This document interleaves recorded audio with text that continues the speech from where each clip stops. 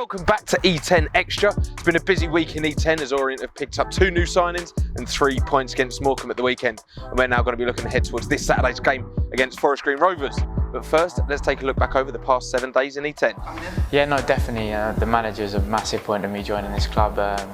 His philosophy is something that's really exciting, but also his reputation of developing young players is something that definitely attracted me to come and play for this club, and I'm looking forward to working with him and getting to know all the players and the staff.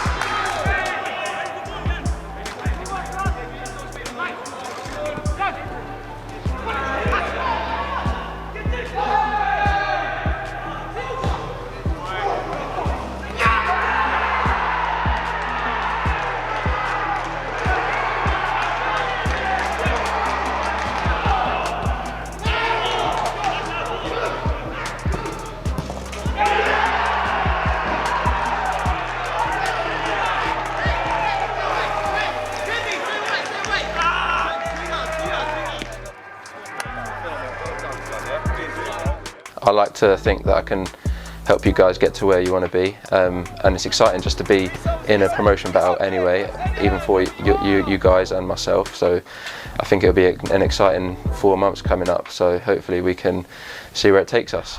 If you're looking for your Leyton Orient fix, we've got it in store for you today.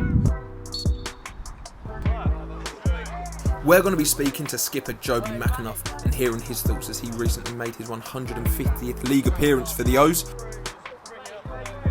We're also going to be pitting new boy Kemp against his old friend Akinola in the latest instalment of Top Bins. But first, let's take a look at the Forest Green Rovers side we'll be facing this weekend and some of the stats surrounding them and what to expect.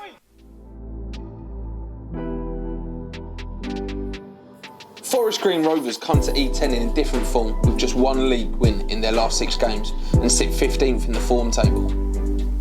That said, Ross Embleton's side will know all about the threat that Rovers will possess, with Mark Cooper's side being hard to beat, registering only 5 defeats in the league. One of the biggest weapons in their arsenal is their threat from set pieces, which is their joint biggest goal contribution, with 47% of their 30 goals coming this way. Their well-drilled set play extends to a defensive side as well, conceding from just 5 all season, 2 of which were penalties. This game will be a matchup of 2 very similar styles, with both sides favouring possession football. In fact, Forest Green's 55.8% average possession tops the league table, where Orient sit close behind in second, with 55.26%. According to Who Scored, their best performing player has been Nicky Cadden, with the midfielder registering 2 goals and 6 assists, whilst carving out 2.3 key passes per game. Former Newport man Jamil Matt is a danger man, with his 9 goals this season leading Rovers' charts, 4 of which coming in the last 10 games. The departures of Carl Winchester to Sunderland and Liam Kitching to Barnsley will no doubt be felt. But the arrival of Billy Cargill from MK Dons and the extension to the exciting winger Odin Bailey's loan will give them hope going into the second half of the season. Their attacking ranks were also bolstered this week with the loan arrival of Josh Davison from Charlton Athletic. He spent the first half of the season on loan with Woking, but will be stepping up now and looking to prove his worth to the Addicts. Orient, though, will be looking to make it an impressive 8 wins out of 9 and continue their push up the table.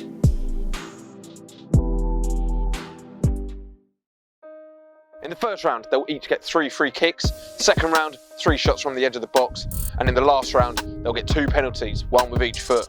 Last week, Joby McAnuff beat Connor Wilkinson 3-2. So that's the score that Dan and Tunji are looking to beat if they want to climb to the top of the leaderboard.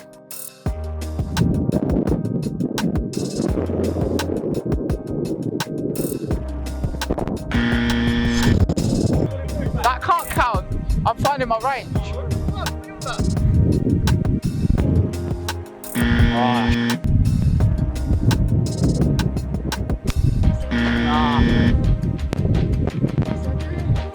That can't count, them 2.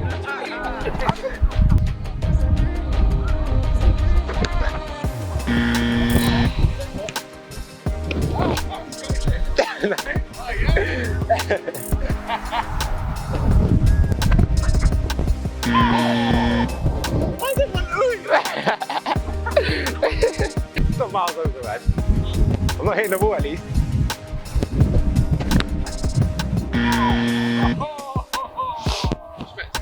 I'll take it. Friendly fire.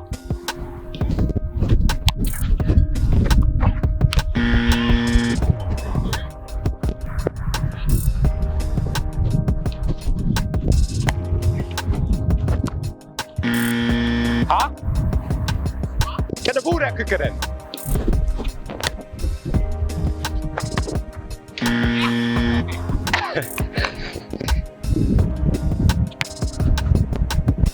There it is!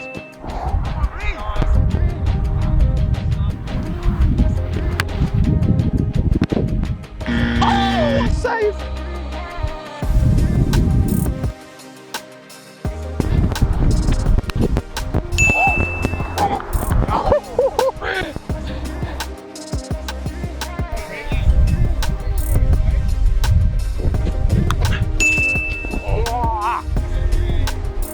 No, let me do left,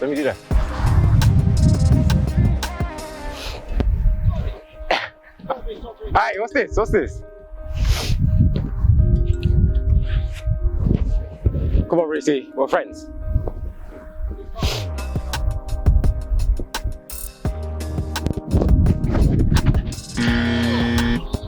I have to go for the bins.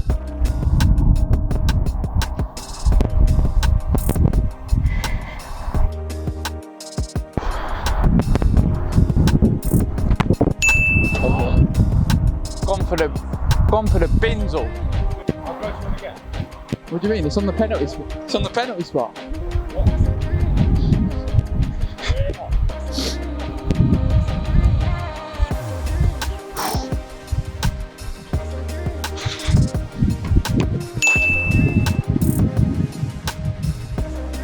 That's what he does. So that effort from Kemp sees him climb above Joby in the leaderboard in top bins, and funnily enough, it's skipper Joby McAnuff who's waiting for us inside in the boot room. Let's go and have a catch up. Cheers for joining us, Joby. First off, it's 150 league appearances for the O's now. How does that feel? Yeah, fantastic. Nice little milestone. It's interesting when I first came originally, which seems like a long time ago now. It's certainly always my idea to come and obviously play. I knew I had a good few years left in me, probably not as many as this, but it's certainly a club that I saw myself come into and doing well for, and hopefully being able to finish off. So really pleased that obviously I've been able to come back and put in the amount of appearances that I have done, and somewhere that I'm enjoying being very much so. And looking at league appearances, you've actually started the last 12 consecutive league games. Last one you missed out on was the last time we played Forest Green. Are you really 39 years old? I would certainly say my body would say yes on a Sunday morning or a Wednesday morning. But no, that's been a big part of this year, really, especially off the back of last year. First and foremost, taking care of my body and making sure I don't break down again. That was really the main ambition this year, and try and play as much as I could. If I'm sitting here honestly thinking, would I have played as many games as I have this year, I would have said no. So I'm delighted that I've been able to contribute and get myself out there as much as I can. It's taken a lot of planning, all the physio staff, obviously Ross, the coaching staff have been fantastic, and made slight little adaptations to the training schedules to make sure I'm able to be out there. But again, I don't want to just be out there for the sake of it. So there has been times, of course, this year where, I haven't quite felt right in terms of starting consecutive games. And we've really tried to work the load so I can obviously be out there as much as I can without that real risk of getting re-injured or aggravating the injury from last year. So far, touch wood, everything's gone well. I'm, again, delighted to have been involved as much as I have done. And I'm hoping to be involved as much as I have done in the first half of the season for the second half.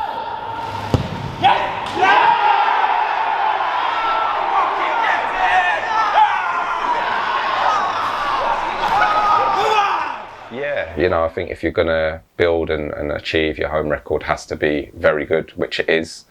We feel confident at home. I think what you're starting to see now, as you did with Morecambe, teams coming to show us a lot of respect. We probably didn't have that luxury last year. Teams, as the new team, probably teams came and fancied their chances and really came at us. Whereas this year, teams have come and sat in, and we've had to be patient at times, and we've done that.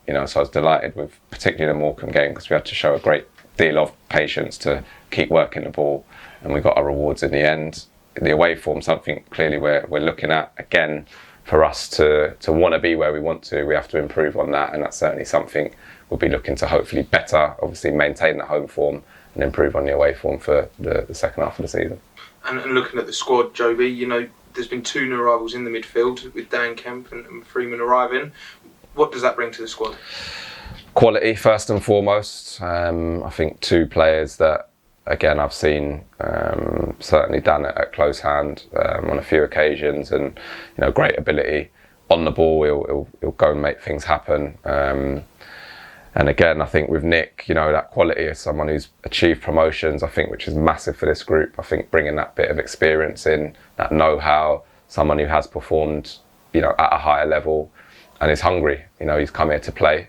So again, for me, that will raise the levels for the whole group.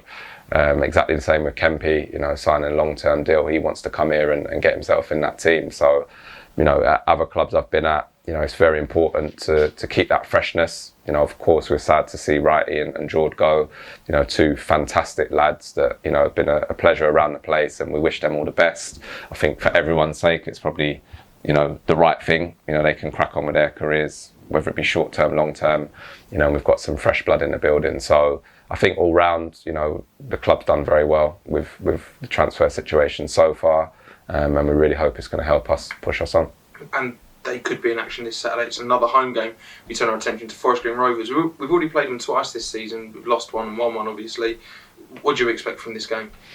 Another tough game, man. They're obviously close games. A good team. They're not, where they are for no reason. But they're a team that we're quite familiar with, and we certainly fancy ourselves at the moment against anybody. But for a team that is going to be up there, and they will stay up there, it's very important that we get a positive result. Of course, we want to go and we want to win, and that's always the aim. And particularly at home, we've been doing that. But against those rivals, which again we see them as, because we see ourselves in those positions and staying there, it's very, very important to get a positive result. And keep things as tight as we can. So, be a tough game, we know that, but we certainly feel we're capable of going and winning the form we're on, and getting 3 points. And talking about the form that we're on and looking at Forest Green Rovers' form, it's not amazing. They've struggled for form of late, but keeping that mindset and making sure there's no complacency in the squad is really important. Yeah, listen, you can't come off your game. We've shown that in recent games, where we've been in total control. And should have gone on one, and for whatever reason we've just come off it slightly. It doesn't take a lot, and you just can't afford to do that, because lesser teams have punished us, and better teams will certainly punish us. So we know we've got to be at it. We won't be looking necessarily at their form. We take them at face value. They come to us in a good position in the league and as a good team, so of course we'll respect that. But at the moment we've got no fear. We're going into every game thinking that we can win it. Right then, before we wrap up, don't forget, if you haven't done so already, you can join Orient's Fantasy Premier League, where there's prizes to be won every week. So make sure you join that using the code that is on screen now. And the winners from this week are going to be announced on the club's social media shortly, so do keep your eyes peeled.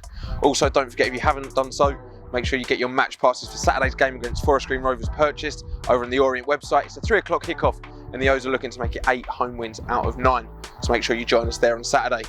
And finally, thank you to everyone who joined us, and thank you to you at Watching Throne. Up the O's.